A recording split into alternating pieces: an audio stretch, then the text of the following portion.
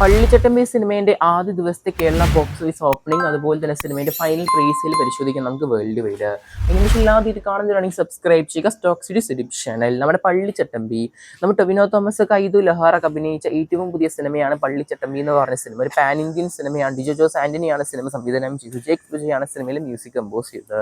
വിഷു പ്രമാണിച്ചാണ് പടം റിലീസ് വന്നത്. മൊത്തത്തിൽ സിനിമയ്ക്ക് മിക്സ്ഡായ അഭിപ്രായങ്ങളാണ്. കൂടുതലും സിനിമയ്ക്ക് ആവറേജ് ബിലോ ആവറേജ് ഒക്കെയാണ്.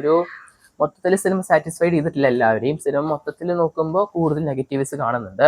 ഈ സിനിമയുടെ സ്ക്രിപ്റ്റ് തന്നെ ഔട്ട്ഡേറ്റഡ് ആണെന്നൊക്കെ പറഞ്ഞ് ഒരുപാട് വിമർശനങ്ങൾ കാണുന്നുണ്ട് നമുക്ക് റിവ്യൂസ് ആയിട്ട്.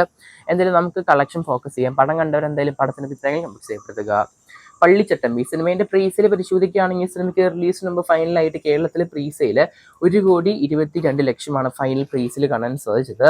പിന്നെ കർണാടകയിലൊക്കെ സിനിമയ്ക്ക് 10 ലക്ഷമാണ് കാണാൻ സാധിച്ചത്. പിന്നെ നോക്കുവാണെങ്കിൽ നമ്മുടെ തമിഴ്നാടാണ് ഓൾമോസ്റ്റ് 5.50 ലക്ഷമാണ് സിനിമയുടെ ഫൈനൽ പ്രീസെയിൽ. പിന്നെ തെലുങ്കിലൊക്കെ സിനിമയ്ക്ക് 1.50 ലക്ഷമാണ്.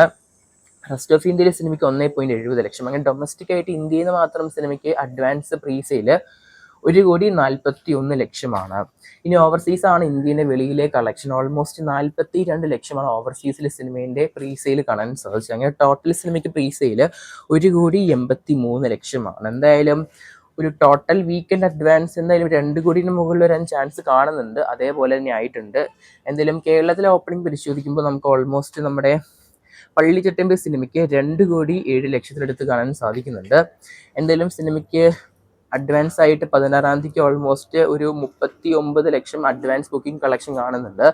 എന്തായാലും 2-ാം ദിവസവും 1 കോടിന് മുകളിൽ കളക്ഷൻ വരാൻ ഹൈ ചാൻസ് കാണുന്നുണ്ട്. എന്തായാലും വെള്ളി ശനി ഞായറൊക്കെ സിനിമയ്ക്ക് നല്ലൊരു കളക്ഷൻ വരാൻ ചാൻസ് ഉണ്ട്. എങ്ങനെയൊക്കെ പറയുകയാണെങ്കിലും ഒരു ടൊവിനോ തോമസ് കൈതു ലഹാർ സിനിമയല്ലേ. പിന്നെ ടൊവിനോ തോമസ് മാത്രമല്ല, പൃഥ്വിരാജിന്റെ കേമിയോ റോള് കൺഫേം ആക്കിയിട്ടുണ്ട് പുതിയ പോസ്റ്ററിലൂടെ.